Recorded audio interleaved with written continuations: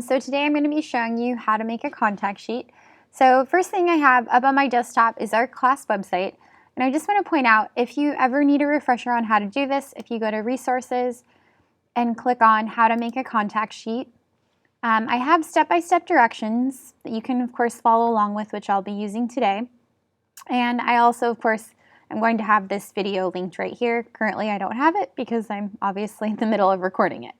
All right, here we go. So to make a contact sheet, we're going to be using a program called Adobe Bridge. So Adobe Bridge is located in your Launchpad, and you can find it along with all of your other Adobe programs usually on the second page. On my computer, I actually already had drug it onto my dock, so it's right here.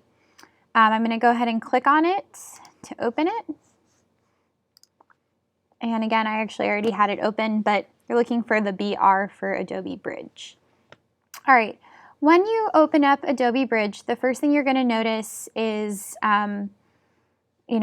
computer, your name, probably your student number, desktop, documents, pictures.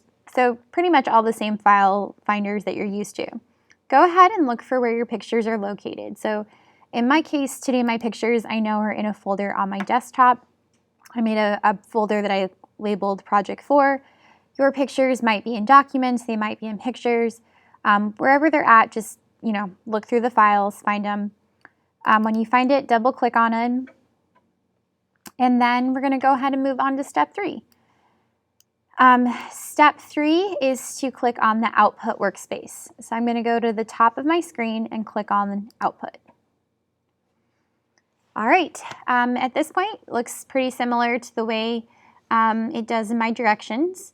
I'm going to go ahead and move on to step 4, which is setting up how I want my contact sheet to look.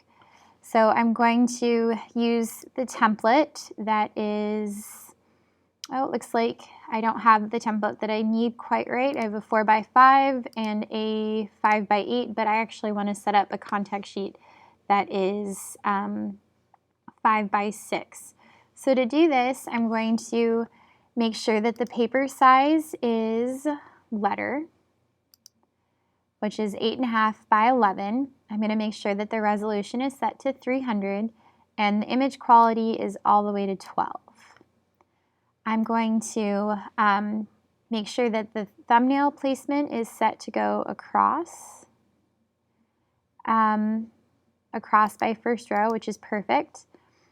I do not want to rotate, so I'm not going to check that, and I don't want to repeat any of the, so I'm not going to worry about checking that. I do want to include the file name, and I do want to include file extension.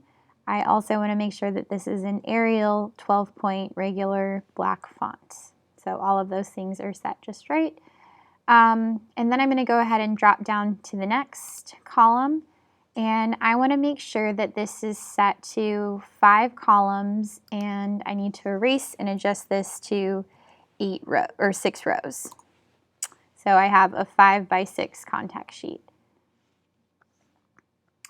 For cell spacing, I'm going to go ahead and set this to 0.1 inches.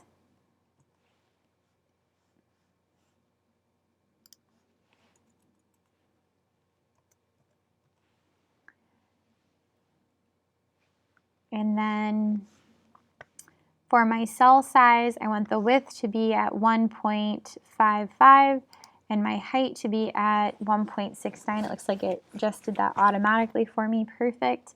And the margin should be about 0.17 inches. Again, that looks just right. I'm going to go ahead and move on to step 5, which is placing my images in the contact sheet. So down below, and if I need to make a little more space for myself, I can kind of push these out.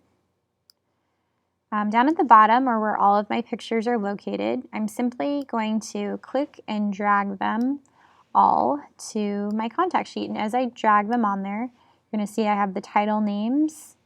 If you want to speed this process up, another way of doing this would be to click and drag all the way across until you have all of your images selected, and then move them to the contact sheet. If you had more than 30 images, you could click on the next page and you would see multiple pages of images. I only happen to have 15 images on here today, or 16 images on here today. In order to get full credit on a contact sheet, you always need to include 30 photographs.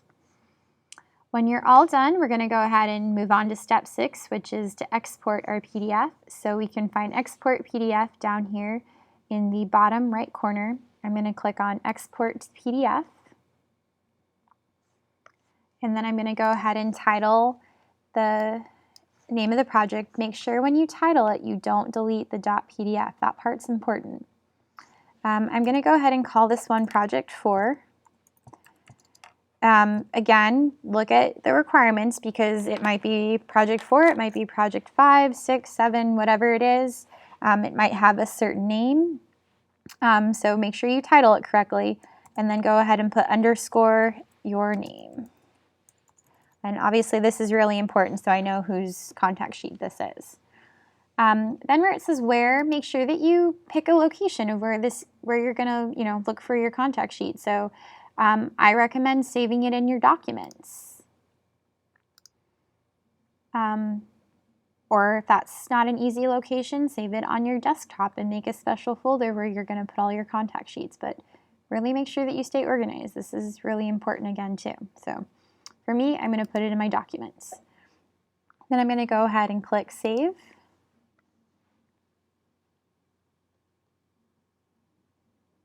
And it's going to generate a PDF, and a PDF is basically just a document that another file extension, just like a JPEG for a photograph or a Word doc or a Google Doc.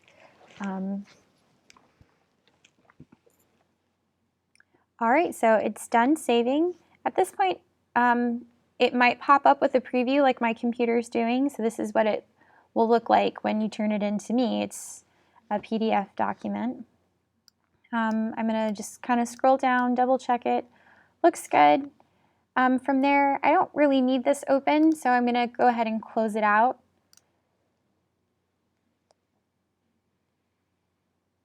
But one thing I am going to double check is I'm going to go down to my file finder and I'm going to look in my documents. And I'm just going to double check and make sure that my contact sheet saved. So let's see, did it save? Yeah, here it is, Project 4, your name. So great, it's there. This is the file that I would look for when I turn it in on Echo. All right, that's it, guys.